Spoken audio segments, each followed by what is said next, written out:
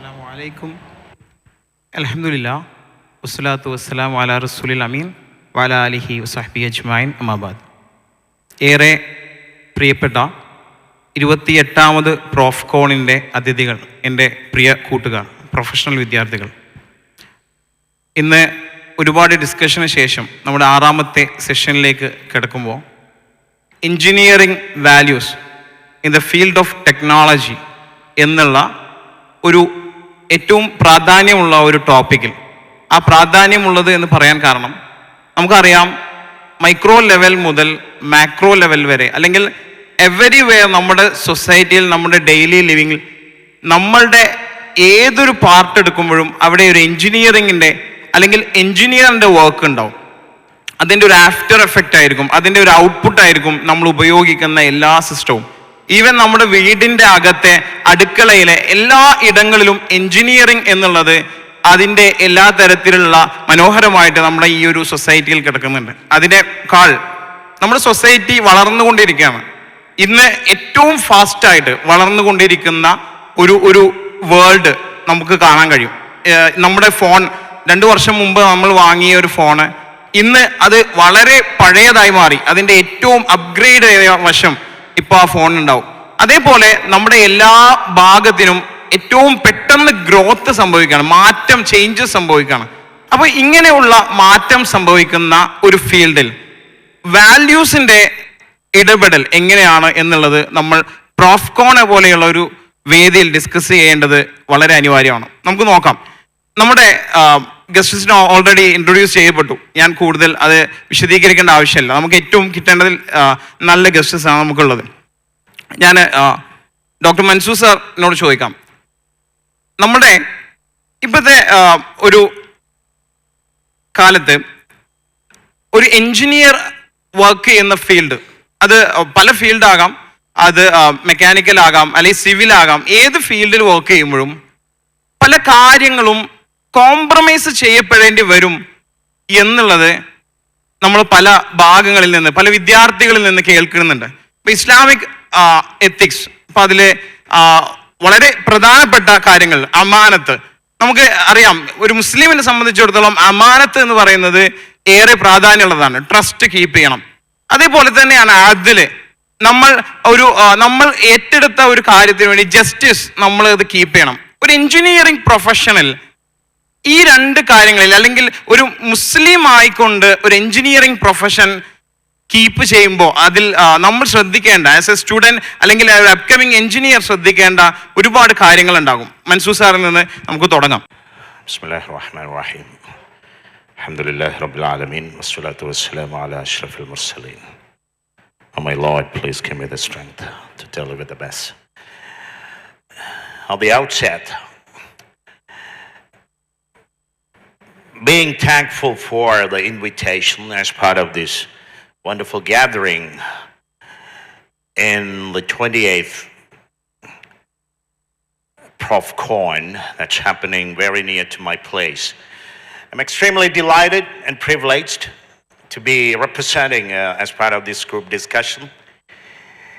And my dear GEM students, sisters and brothers who are going to be the future technocrats, the medical practitioners, doctors, or AI developers.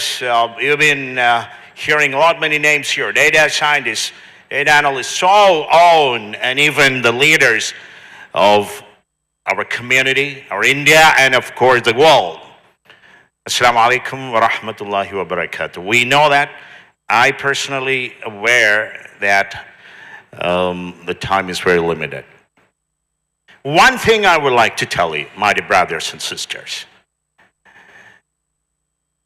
I want to just separate the time, the span,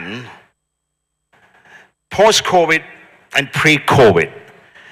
As a person who's been into engineering sector, engineering education sector for almost 12 years now, I got clear answer for the question from the moderator, but I don't have much time to elaborate on it.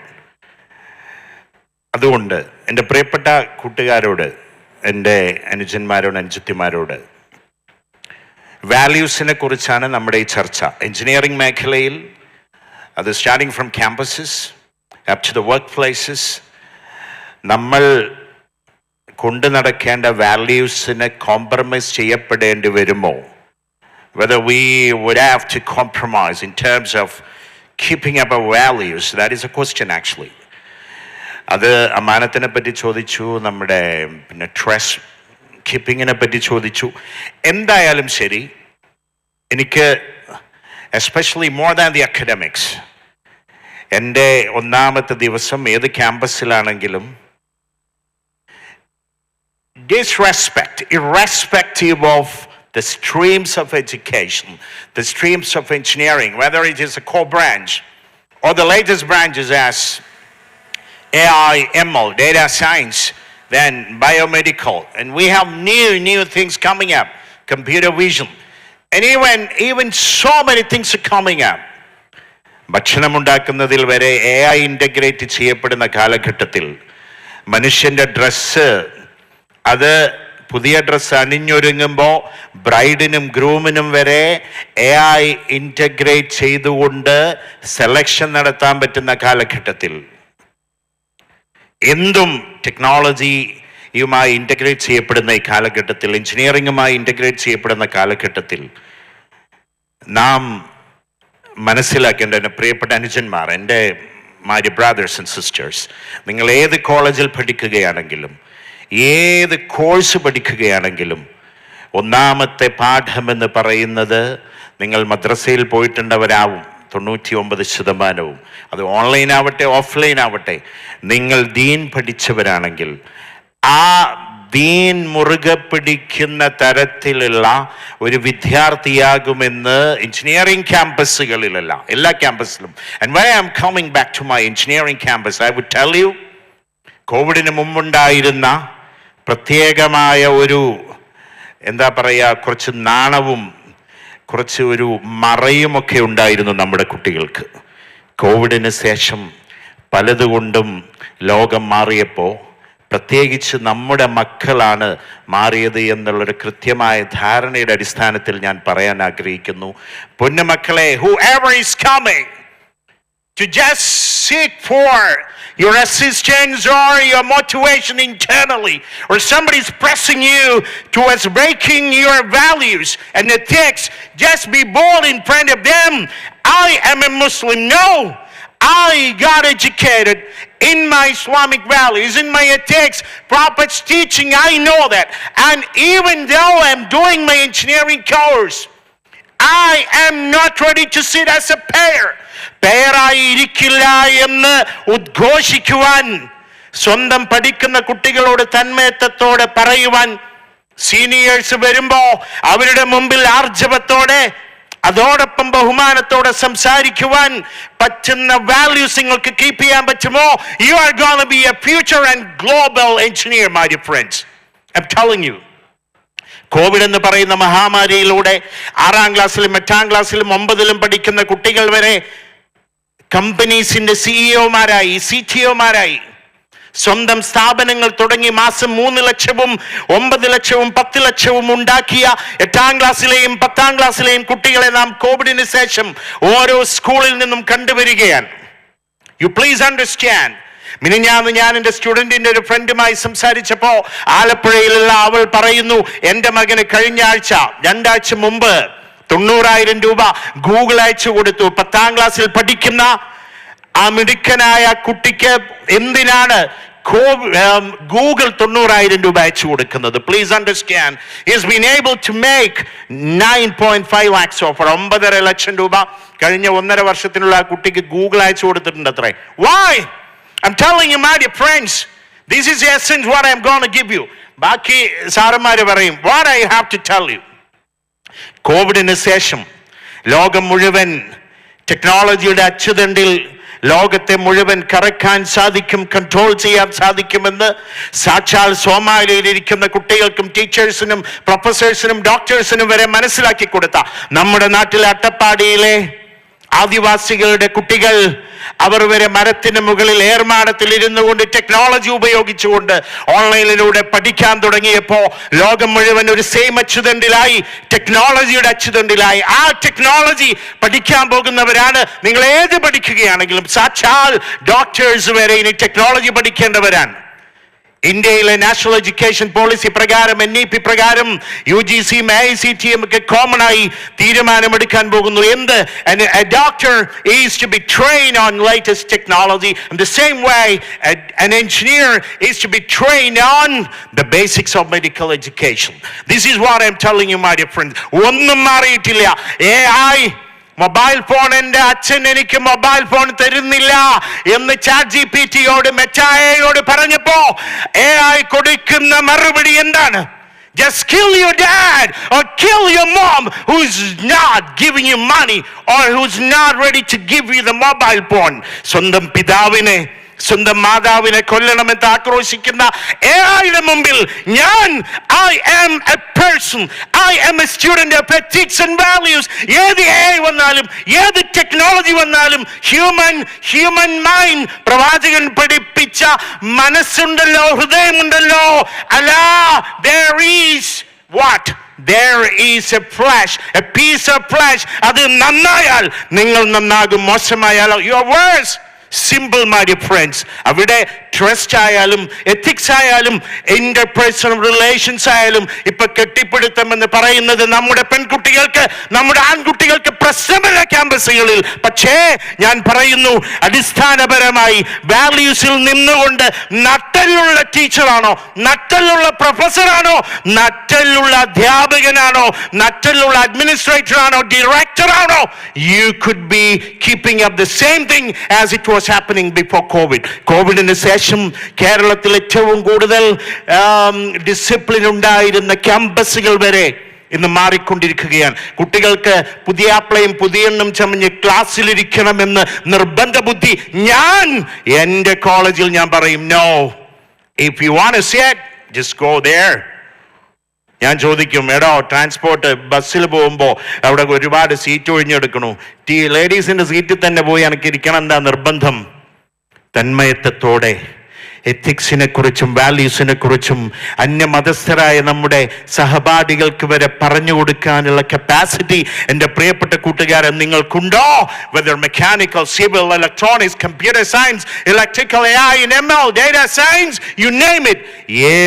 ഏത് engineering പഠിക്കുകയാണെങ്കിലും you have the chances. ഒരു മാറ്റവും വന്നിട്ടില്ല. സാക്ഷാൽ പടച്ചതമ്പുരാൻ പറഞ്ഞ, prophet പറഞ്ഞ അതേ values മുറുകെ പിടിച്ചുകൊണ്ട് if you can keep up, you will be an excellent engineer, my dear friends. ഇതാണ് എനിക്ക് ആകെ പറയാനുള്ളത്. വീണ്ടും അവസാനിപ്പിച്ചുകൊണ്ട് ഞാൻ പറയുന്നു, more than your marks on the papers, more than your CGPA, more than your grades, please understand your matter should be in terms of skills and talents. That are the things which matter in your interview, in your entrepreneurship, in your future life, my dear friends. Congratulations, all the best. Thank you. ഏറെ കൃത്യമായി വാല്യൂസിനെ പറ്റി sir പറഞ്ഞു കഴിഞ്ഞു. ഞാനൊന്നുകൂടി specific ആകാം നമ്മുടെ questions.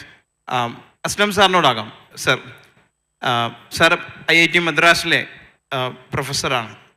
അപ്പോൾ ഈ അടുത്ത് പുതിയ ഒരു അപ്ഡേറ്റഡ് ആയിട്ടുള്ള ന്യൂസാണ് 3D പ്രിൻറ്റിങ്.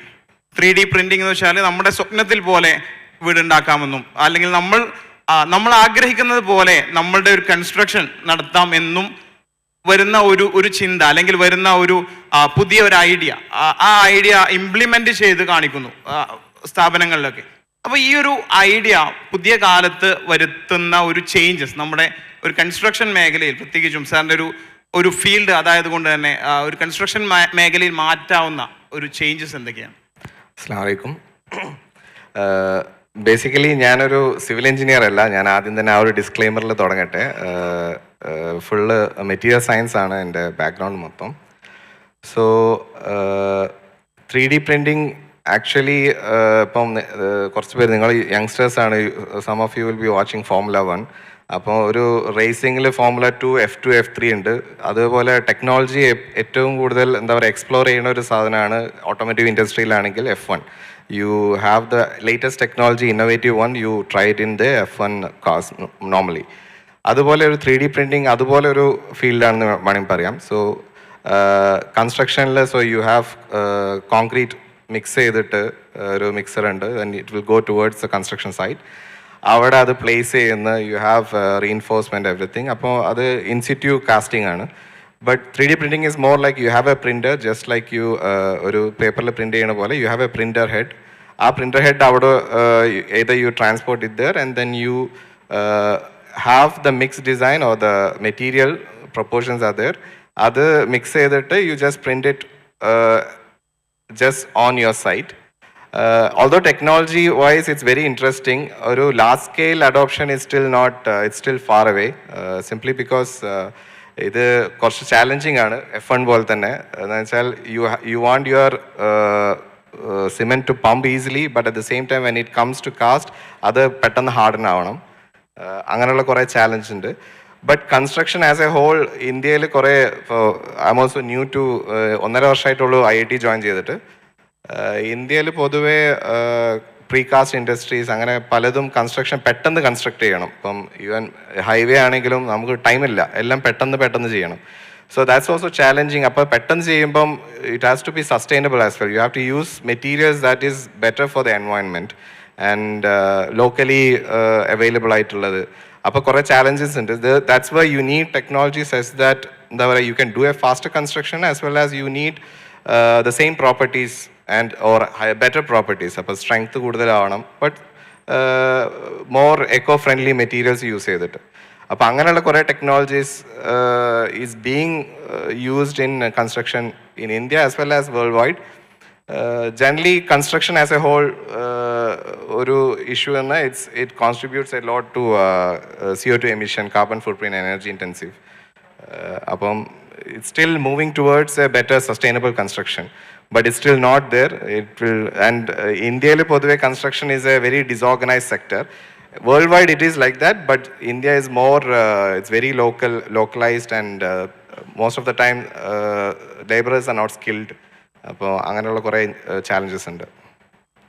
ഒരു ആഡ് ക്വസ്റ്റ്യൻ കൂടി, അതായത് ഇപ്പോൾ ഔട്ട് ഓഫ് കേരള അല്ലെങ്കിൽ ഔട്ട് ഓഫ് ഇന്ത്യ സാറ് ഇപ്പോൾ BTech കഴിഞ്ഞാൽ പലപ്പോഴും BTech കഴിഞ്ഞ് ഒരു ജോലി എന്നുള്ളതായിരിക്കും ഒരു സ്റ്റുഡൻറ്റ് അല്ലെങ്കിൽ ഇന്ത്യയിലോ പുറത്തോ ജോലി എന്നുള്ളതിനപ്പുറത്തേക്ക് ചിന്തിക്കുന്നില്ല പലപ്പോഴും.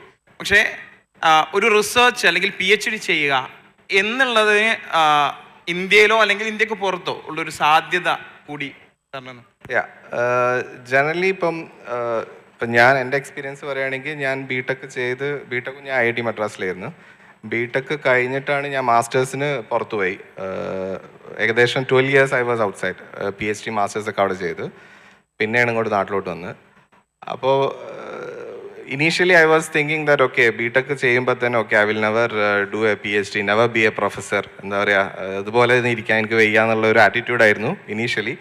But slowly you discover what you really like. എന്താ പറയുക, അപ്പം നിങ്ങളും first year second year BTech അല്ലെങ്കിൽ മെഡിസിൻ ആയിരിക്കും. There is some passion inside you. ഒരു പാഷൻ ഉണ്ട്. It's difficult to, our education system is not like that you can actually find it easily. അപ്പോൾ it's still evolving. But ആ ഒരു passion കണ്ടെത്താൻ you have to work towards it. That you have to find. എല്ലാവരും topper ആയാൽ then there is no point in being a topper. So you will be a topper in the skill set that you have, and finding that skill set is difficult, but you have to എന്താ പറയുക അതിങ്ങനെ തേടിക്കൊണ്ടിരിക്കണം. Depending on that, if you think that you are more in the research, കുറച്ചും കൂടി ഒരു academic oriented, അതായത് ഒരു problem solving in the sense, ഇപ്പോൾ PhD പറ്റി പറയുകയാണെങ്കിൽ you have to see what is out there, what's already done by some people around the world.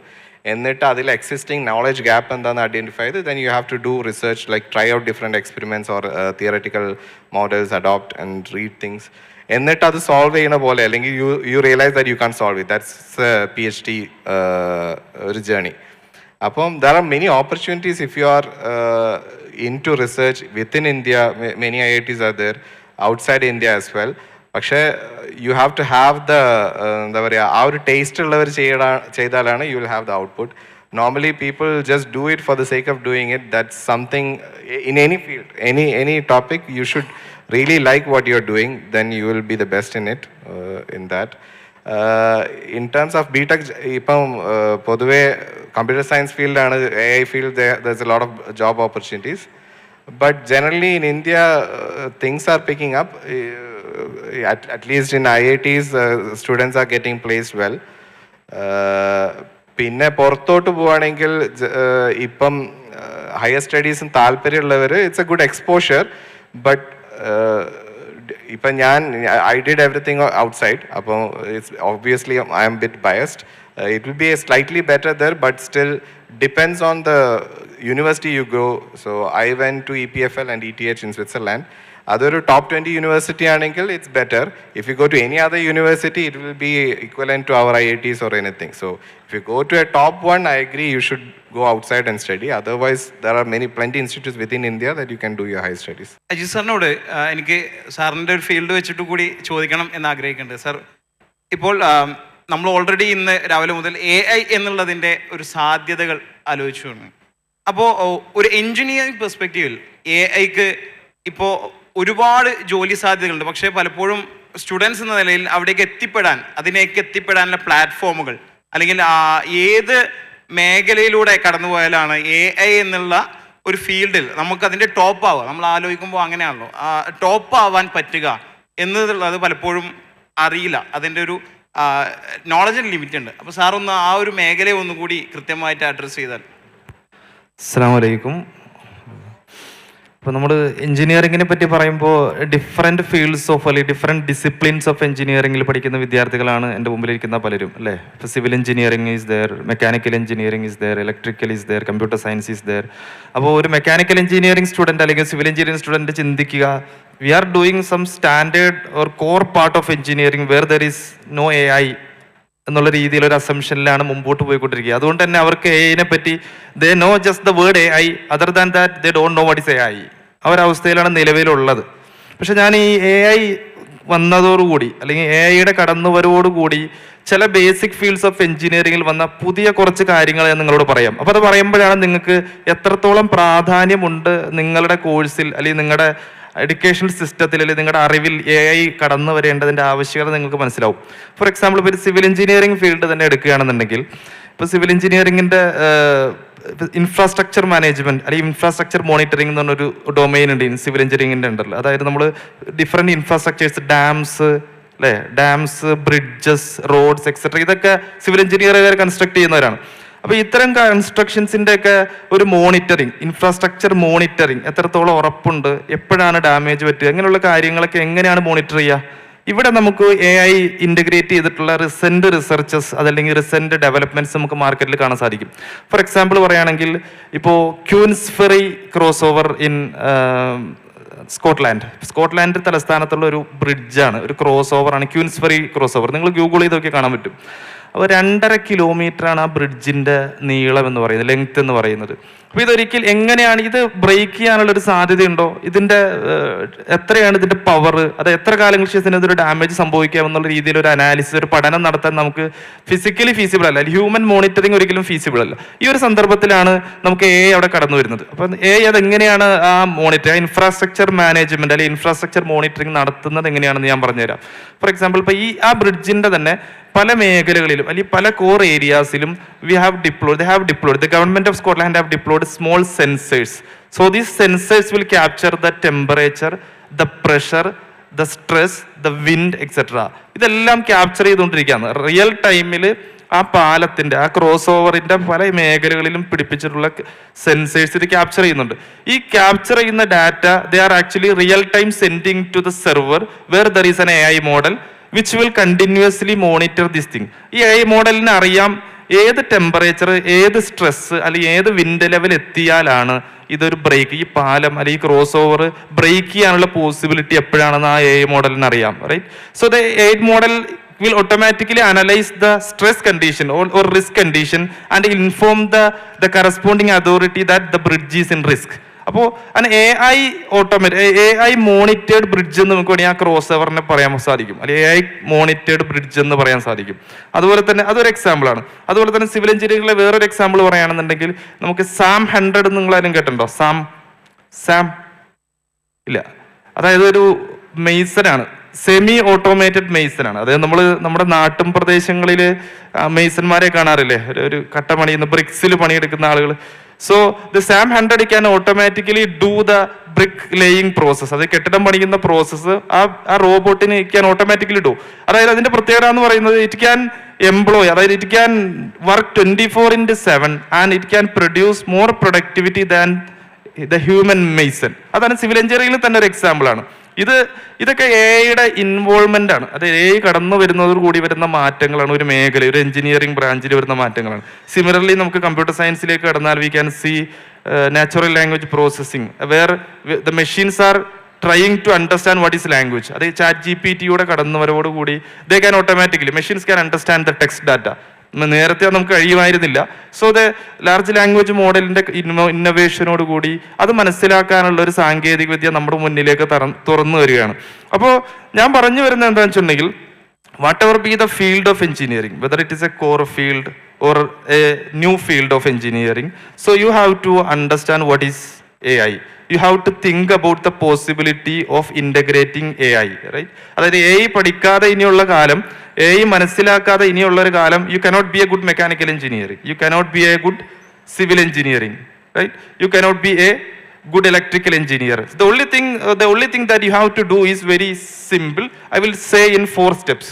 Being a engineering graduate student, നിങ്ങൾ എന്താണ് ചെയ്യേണ്ടത് ഈ AI ഡ്രിവൺ വേൾഡിൽ? How to become a good electrical engineer, അല്ലെങ്കിൽ how to become a good mechanical engineer എന്നുള്ള രീതിയിൽ ഒരു 4 കാര്യങ്ങൾ ചെയ്താൽ you can be a good electrical engineer as well as a good AI electrical engineer, right? So the first thing is familiarize with the concepts of AI. എന്താണ് AI മുമ്പോട്ട് വയ്ക്കുന്ന concepts? It's nothing but the simulation of human intelligence in machine. അതായത് human intelligence മെഷീനിലേക്ക് embed ചെയ്യുന്ന ഒരു പ്രോസസ്സിനെയാണ് artificial intelligence എന്ന് പറയുന്നത്. Okay, it's very simple, right? In definition is very simple, the process is actually little bit difficult. So you have to understand that. So first of all, you have to understand what is AI, familiarize with the concepts of AI. Second thing, you just incorporate some AI component in your projects, right? In the S6, the third year and fourth year, you will be doing some kind of projects as part of your curriculum. അല്ലേ? കരിക്കുലത്തിന്റെ ഭാഗമായിട്ട് ചില പ്രൊജക്ട്സുകളൊക്കെ ചെയ്യുന്നുണ്ടാവും. അപ്പോൾ ആ പ്രോജക്റ്റിലൊക്കെ നമ്മൾ AI component, നിങ്ങളുടെ പ്രോജക്റ്റിൽ എന്ത് AI കമ്പോണന്റ് ആണ് നിങ്ങൾക്ക് ആഡ് ചെയ്യാൻ പറ്റുക എന്ന് നിങ്ങളൊന്ന് സെൽഫ് ഇൻവെസ്റ്റിഗേറ്റ് ചെയ്യുക. സോ ആ ഇൻവെസ്റ്റിഗേഷൻ നടത്താൻ നിങ്ങൾക്ക് എന്ത് വേണം? You should have a fundamental idea about what is AI. AI എന്താണ്? What is AI എന്നുള്ള കീവേഡ് കൊണ്ട് എന്താ ഉദ്ദേശിക്കുന്നത്? എങ്ങനെയാണ് എൻ്റെ ഫീൽഡിൽ AI കൊണ്ടുവരാൻ പറ്റുക എന്ന് അറിയണമെങ്കിൽ നിങ്ങൾ AI എന്താണെന്ന് ബെസ്റ്റ് ഫെമിലിയറൈസ് ചെയ്യണം, റൈറ്റ്? അപ്പോൾ അത് കഴിഞ്ഞ് 2 സ്റ്റെപ്പ്. രണ്ടാമത്തെ സ്റ്റെപ്പ് ഞാൻ പറഞ്ഞു, bring the component in your AI component in your projects, third year and final year projects. The third step is simple. You just familiarize with some programming languages. അതായത് Python പോലുള്ള ഏതെങ്കിലും ഒരു ലാംഗ്വേജിൽ some grip, mechanical engineer ആയാലും ശരി, electrical ആയാലും ശരി, ഒരു ചെറിയ ഗ്രിപ്പ് ഉണ്ടാക്കാൻ ശ്രമിക്കുക. അത്യാവശ്യം വലിയൊരു എക്സ്പേർട്ട് പ്രോഗ്രാമർ ആവണമെന്ന് ഞാൻ പറയുന്നില്ല.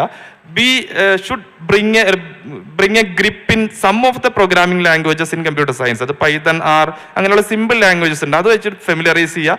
The fourth thing you have to do is familiarise with be in touch with the recent developments in your field. Mechanical engineer ആയാലും ശരി, ഇലക്ട്രിക്കൽ ആയാലും ശരി, നിങ്ങളുടെ മേഖലയിൽ വരുന്ന റിസെന്റ് ഡെവലപ്മെന്റ്സ്, AI എന്തൊക്കെ ചേഞ്ചാണ് നിങ്ങളുടെ മേഖലയിൽ കൊണ്ടുവരുന്നതെന്ന്, അതുമായി ബന്ധപ്പെട്ട ആനുകാലികങ്ങൾ, അതായത് ജേർണൽസ്, കോൺഫറൻസസ്, പബ്ലിക്കേഷൻസ്, അങ്ങനെയുള്ള കാര്യങ്ങൾ വായിച്ച് നിങ്ങളൊന്ന് ഫെമിലിയറൈസ് ചെയ്ത് നിൽക്കുക. ഇത്രയും 4 കാര്യങ്ങളാണ് നിങ്ങൾ ബേസിക്കലി ഒരു ഗുഡ് എഞ്ചിനീയർ വിത്ത് AI, അല്ലെങ്കിൽ good AI engineer with a foundational knowledge in electrical or some core parts of the engineering ചെയ്യേണ്ടത്. അപ്പം നിങ്ങൾ ചോദിക്കും എങ്ങനെയാണ് ആ AI ആയിട്ട് ഫെമിലിയറൈസ് ചെയ്യാന്നുള്ളത്. അതും കൂടി ഞാൻ പറഞ്ഞിട്ട് അവസാനിപ്പിക്കാം. Already we are running out of time.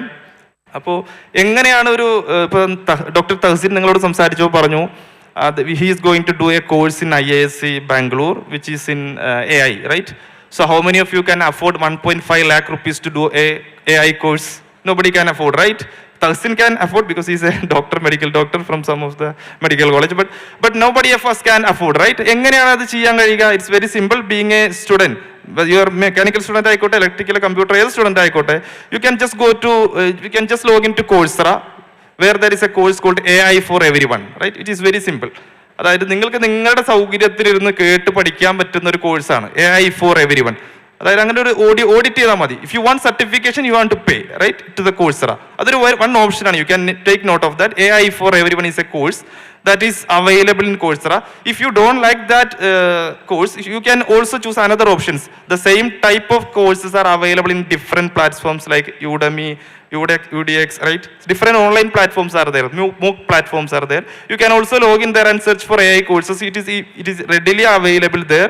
You can go there and study that course, right? That is very simple. If you don't like online courses, then there is a textbook called as Machine Learning for Absolute Beginners, right? So this is a textbook by Theodore. You can just Google it and you will get the PDF copy. So I just repeat the word, Machine Learning for Absolute Beginners. It's a good beginning for learning AI, right? So I think I have given enough information. If you have any query, you can ask and I'm ready to answer. That's it. Okay, ഞാനതൊരു ചെറിയ question. നമ്മൾ ഇപ്പോൾ ഒരുപാട് മേഖലയിൽ AI പറഞ്ഞു. നമ്മളിപ്പോൾ ഈ അടുത്ത് കേരളത്തിൽ മുണ്ടക്കൈ പോലെയുള്ള, കേരളത്തിൽ ഒരു വർഷത്തിൽ 4 വർഷം കൂടുമ്പോൾ 3 വർഷം കൂടുമ്പോൾ ഉണ്ടാകുകയാണ്. അപ്പോൾ ഇത് AIക്ക് എങ്ങനെ പ്രതികരിക്കാം? ഇങ്ങനെയുള്ള കാര്യത്തിനോട് AIയുടെ പെട്ടെന്ന് മനസ്സിലാക്കാനോ രീതിയിൽ എന്തെങ്കിലും? ഓക്കെ. അപ്പോൾ നമ്മൾ ഇപ്പോൾ ഇത്തരം ഡിസാസ്റ്റേഴ്സ് വരുമ്പോൾ AI എന്താണ്, എങ്ങനെയാണ് പ്രതികരിക്കുക എന്നുള്ളത്. അപ്പോൾ അതായത് നമുക്ക് AIയുടെ പവർ ഉപയോഗിക്കേണ്ടത്, അതിനുവേണ്ടി നമുക്കൊരു പ്രൊവർബ് നമ്മൾ കേട്ട് പഠിച്ചിട്ടുണ്ട്, prevention is better than cure. അതായത് എന്തെങ്കിലും സംഭവിക്കുന്നതിന് മുമ്പ് തടയിടുന്നതാണ് നമുക്ക് നല്ലത്, അല്ലേ? രോഗം സംഭവിച്ചതിന് ശേഷം ചികിത്സിക്കുന്നതിനേക്കാൾ നല്ലത് രോഗം വരാതിരിക്കാൻ വേണ്ടിയുള്ള മുൻകരുതലുകൾ എടുക്കുന്നതാണ് നമുക്ക് നല്ലത് നമ്മൾ കേട്ടിട്ടുണ്ട്. ഈ മേഖല, ഈ നാച്ചുറൽ ഡിസാസ്റ്റേഴ്സ് വരുമ്പോഴും AI പറയുന്നത്, അല്ലെങ്കിൽ കമ്പ്യൂട്ടർ സയൻസിന്റെ ഒരു സബ് ഡൊമൈനായ AI പറയുന്നത്, it is better to take precautions. അതായത് ആ പ്രിക്കോഷൻസ് എന്ന് പറഞ്ഞാൽ വേറെ ഒന്നല്ല, AIക്ക് ഒരു സബ് ഡൊമൈൻ ഉണ്ട്, that is called as predictive analytics. AIയുടെ ഒരു സബ് ഡൊമൈനാണ് പ്രെഡിക്റ്റീവ് അനാലിറ്റിക്സ്. ഈ predictive analytics is actually have so many sub domains. ഇപ്പോൾ നിങ്ങൾക്ക് weather forecasting, tomorrow there is red alert എന്നൊക്കെ ഉള്ള ഒരു അലർട്ട് വരുന്നില്ലേ? ഇപ്പൊ നമുക്ക് എല്ലാ കളക്ടറേറ്റ് ഓഫീസുകളിലും ആ റെഡ് അലർട്ട് വരാറുണ്ട്. ആ റെഡ് അലർട്ട് എവിടെ നിന്നാണ് വരുന്നത്? This is from the area of AI that is called as predictive analysis. അതായത് കണ്ടിന്യൂസ്ലി വെദർ മോണിറ്റർ ചെയ്തുകൊണ്ടിരിക്കുകയാണ് ഈ വെദർ ഫോർകാസ്റ്റിംഗ് സ്റ്റേഷൻസ് ഒക്കെ. അപ്പോൾ ആ വെദർ ഫോർകാസ്റ്റ് സ്റ്റേഷൻസ് ഒക്കെ നാളെ ഇവിടെ മഴ ഉണ്ടാവാൻ സാധ്യതയുണ്ട് എന്നുള്ള പ്രഡിക്ഷൻ നടത്തിക്കൊണ്ടിരിക്കുന്നത്. ആ പ്രഡിക്ഷൻസ് ആണ് നമ്മൾ എന്ത് പറയുന്നത്? പ്രെഡിക്റ്റീവ് അനാലിറ്റിക്സ് എന്ന് പറയുന്നത്. അത് വെദറിന്റെ കേസിൽ മാത്രമല്ല, നാച്ചുറൽ ഡിസാസ്റ്റേഴ്സിന്റെ കേസിലേക്ക് നമുക്ക് ആ ഫോർകാസ്റ്റിംഗ് കൊണ്ടുവരാവുന്നതാണ്. അതൊരു ഓപ്ഷനാണ്. That is called as predictive analytics. അപ്പോൾ അതിന് വേണ്ടിയിട്ട് ഇപ്പം ഇത്തരം റിമോട്ട് ഏരിയാസ്, അതായത് ഈ പരിസ്ഥിതി ലോല മേഖലകൾ എന്ന് പറയുന്ന മേഖലകളിലൊക്കെ we can employ the power of AI using so many sensors that is related to soil, atmosphere, height and so many things. അതായത് സെൻസേഴ്സ് നമ്മൾ ഈ പരിസ്ഥിതി മേഖലകളിൽ ഡിപ്ലോയ് ചെയ്യുകയും കണ്ടിന്യൂസ് ആയിട്ട് ഈ സെൻസേഴ്സിൽ നിന്നുള്ള ഡാറ്റ AI എനേബിൾഡ് മെഷീൻസിലേക്ക് സപ്ലൈ ചെയ്യുകയും ചെയ്യുക. അറ്റ് എ പർട്ടിക്കുലർ പോയിന്റ്, അതായത് ഈ ഡിസാസ്റ്റേഴ്സ് ഒറ്റയടിക്ക് പൊട്ടിപ്പറക്കപ്പെടുന്നതല്ല, കുറേ ഫാക്ടേഴ്സ് ഒരുമിച്ച് കൂടിയിട്ടാണ്, അതായത് കുറേ അട്രിബ്യൂട്ട്സ് ഒരുമിച്ച് കൂടി ഹൈ ലെവൽ വാല്യൂവിൽ എത്തുമ്പോഴാണ് ഈ ഡിസാസ്റ്റേഴ്സ്, ലാൻഡ് സ്ലൈഡ് പോലുള്ള ഡിസാസ്റ്റേഴ്സ് സംഭവിക്കുന്നത്. അപ്പോൾ ഇത്തരം ഫാക്ടേഴ്സിനെ നമ്മൾ സെൻസേഴ്സ് വെച്ചിട്ട്, അപ്പോൾ സെൻസർ ഒരുപക്ഷെ സോയിൽ മോയ്സ്ചർ ആയിരിക്കും കണ്ടുപിടിക്കുന്നത് അല്ലെങ്കിൽ മെഷർ ചെയ്യുന്നത്. ഒരു സെൻസർ മോണിറ്റർ ചെയ്യുന്നത് വിൻഡ് ആയിരിക്കാം, ഒരു സെൻസർ മോണിറ്റർ ചെയ്യുന്നത് വേറെ എന്തെങ്കിലും പാരാമീറ്റേഴ്സ് ആയിരിക്കും. So many parameters will be monitored at the same time and it is provided to the AI enabled machine and the machine is able to predict the risk of landslide in the future days, right? So അത്തരം risk വരാനുള്ള സാധ്യതകൾ the machine, the AI model will predict and we can make use of that predictions for better life and better protection from the natural disasters. ഇതാണ് ഈ വിഷയത്തിൽ എനിക്ക് പറയാനുള്ളത്.